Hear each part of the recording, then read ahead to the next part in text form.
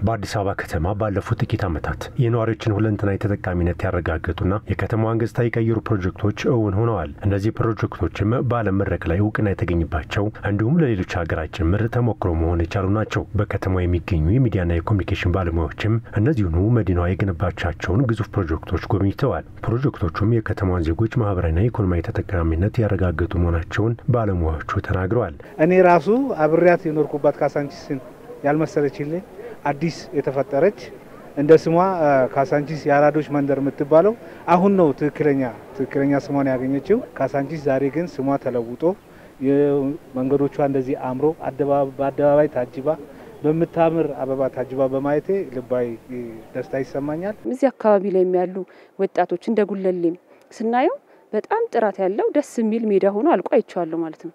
ስለዚህ ይሄ ቀጣይ ወጣቱ በስፖርት አይምሮ የዳበረ በአካል ባይምሮ በስነ ልቦና የዳበረ ወጣት እንዲሆን ያግዟል። በቦሌ ክፍለ ከተማ ያሉትን የልማት ስራዎች እንዳለ ጎብኝተናል። በጣም የተደሰትኩት በእውነት ቤት ሆነን ምናስበውና መጥተን በአካል የምናየው ነገር ስለተለያየ በጣም ተገርም ያለው ለልጆቻችንም ለቀጣይ ትውልድም እጅግ በጣም ጥሩ ስራ ነው የተሰራው። በጣም አሳማኝ ነገሮች ተሰርተዋል።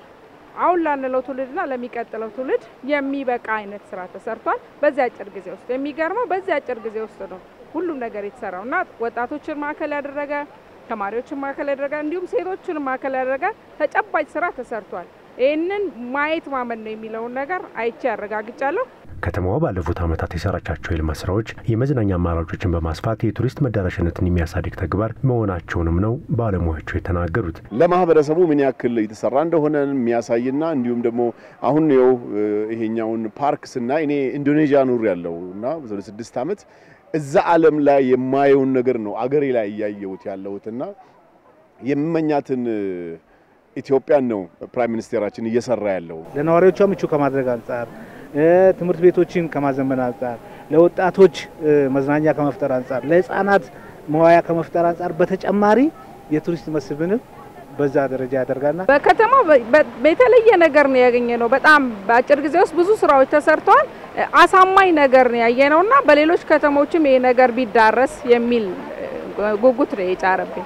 አዲስ አበባ ከተማ ባለፉት ጥቂት ዓመታት የከወነቻቸውን የልማት ስራዎች ማስተዋወቅና ለመጪው ትውልድ እንዲተላለፍ ማድረግ ታሪካዊና የዜግነት ኃላፊነታችን ያሉት ባለሙያዎቹ ይህንንም ሚናቸውን ለመወጣት ዝግጁ መሆናቸውን የገለጹት እዚህ ጋር የተሰሩትን ስራዎች ህብረተሰቡ አይቷቸው በእነዚህ ስራዎች ደግሞ አገልግሎቶች ተጠቃሚ እንዲሆን ዋናው የተሰራበት ዓላማ ሰው ተኮር ተግባር እስከሆነ ድረስ ሰው እንዲጠቀመው ነው የተሰራው ፕሮጀክቱ። ስለዚህ ማህበረሰቡ እንዲያውቃቸውና እንዲገለገላቸው ባሉኝ ሚዲያዎች በሙሉ ለማህበረሰቡ ተደራሽ አድርጋለሁ። አሁን ላለው ትውልድ አሁን ተጨባጭ ነገሮችን እያሳየን ለሚመጣው ትውልድ በታሪክ መልኩ እያስቀመጥን ቀጣይ ደግሞ የሚመጣው ትውልድ ከዚህ በላይ መስራት እንዳለበት ህፃናት የሚቦርቁባት ሀገር ሆና መልካም ትውልድ የሚፈራበትን ስራ ከኛ ይተበቃል ማለት ነው። እኛም ወደ ህብረተሰቡ የማድረስ ግዴታ አለብን ብዬ ነው ማስበው።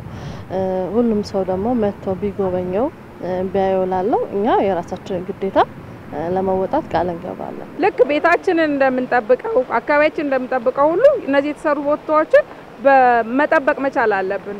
ተንከባክበን ለትውልድ ማቆየት መቻል አለብንና ሚዲያዎች ደግሞ ለዚህ ትልቅ አቅም አላቸው። ይሄን ከማስተዋወቅ አንፃር ከመሸጥ አንፃር ትልቅ ሚና አላቸው። የተደራጀ ኮሙኒኬሽንና ሚዲያ ሀገራዊ መግባባት ካስማ የትውልድ ግንባታ መሰረት ነው በሚል መሪ ሐሳብ ነው የባለሙያዎቹ ጉብኝትና የውይይት መድረክ የተካሄደው።